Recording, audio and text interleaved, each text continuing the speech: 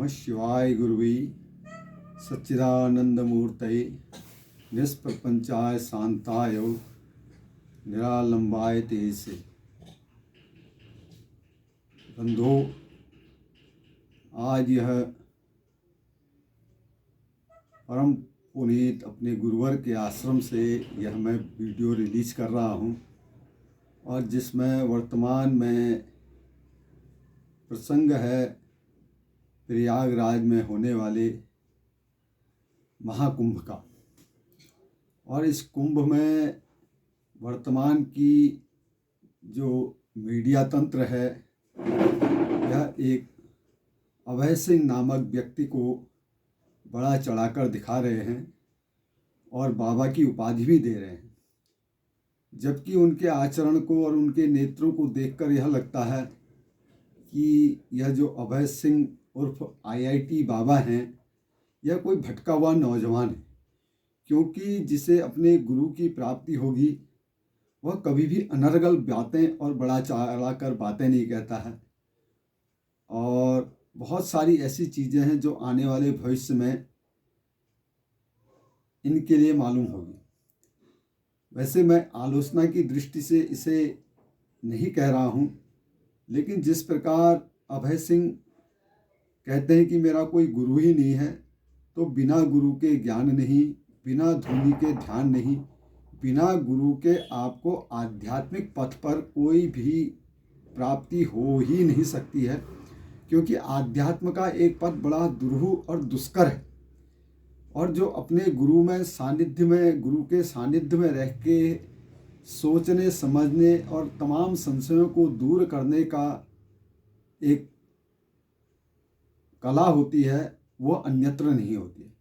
अब आप किसी नशे के वशीभूत होकर अपने घर को छोड़ दें या मनमौजी आचरण करने लग जाएं तो यह आध्यात्मिक पथ नहीं है, क्योंकि पंडित वही जो गाल बजावा, पंडित वही माना गया है जो अनर्गल बातें कहता है, तमाम तर्क वितर्क दे देगा और चीज़ों को कर देगा। लेकिन वास्तविक जो साधना का पथ है, आध्यात्म का पथ है, वह अपने को जानना और दूसरे को लाभ प्राप्त करना, कि समाज जिससे पथ भ्रष्ट ना हो, जिससे समाज गलत दिशा में ना जाए।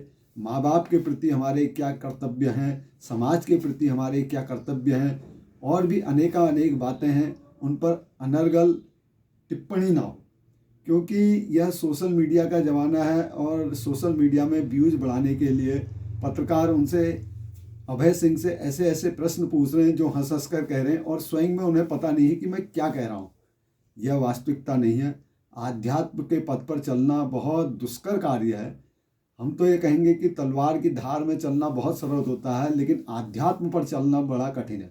और आध्यात्म में चलने के साथ साथ अपने गुरु के प्रदत्त मार्ग पर चलना, अपना गुरु, क्योंकि बिना गुरु के किसी को कोई मार्ग मिल ही नहीं सकता है। अब उनका कोई गुरु नहीं है, वो कहते हैं मेरा कोई गुरु नहीं है, तो ऐसा हो ही नहीं सकता है कि गुरु ना हो। अन्यथा रामचरितमानस में एक आख्यान है राजा प्रताप भानु का, जब जंगल में भटक जाते हैं तो वहाँ उन्होंने एक मायावी ऋषि मिलते हैं और जिनके सानिध्य में आकर राजा प्रताप भानु को बहुत भारी श्राप मिल जाता है और साधु संतों को वो अनिमिष भोजन, बहुत सारे मांस मदिरा से सना हुआ भोजन करा देते हैं, जबकि वास्तविक में वो होता नहीं है। तो ऐसे कपट वेश मुनि आजकल वर्तमान में बहुत हैं, इनसे सावधान रहने की आवश्यकता है। हम यह नहीं कह रहे हैं कि आप गुरु अवश्य बनाएं या आध्यात्म के पथ को अवश्य आजमाएं, यह जरूरी नहीं है। लेकिन आध्यात्म के पथ में यदि आपने किसी को गुरु बनाना है तो वह जीवन मुक्त हो, परम वैरागी हो, राग द्वेष से दूर हो, सबको समान समझे, उसके पास कंचन कामनी का लेस मात्र भी आवेग ना हो। ये चीज़ों की परीक्षा करना बहुत ज़रूरी है, क्योंकि वर्तमान में गुरु आदमी उसी को समझ रहा है जिसके बड़े बड़े मठ हैं, बड़े बड़े आश्रम हैं, बड़े बड़े मठाधीश हैं। वो वास्तविक गुरु नहीं है।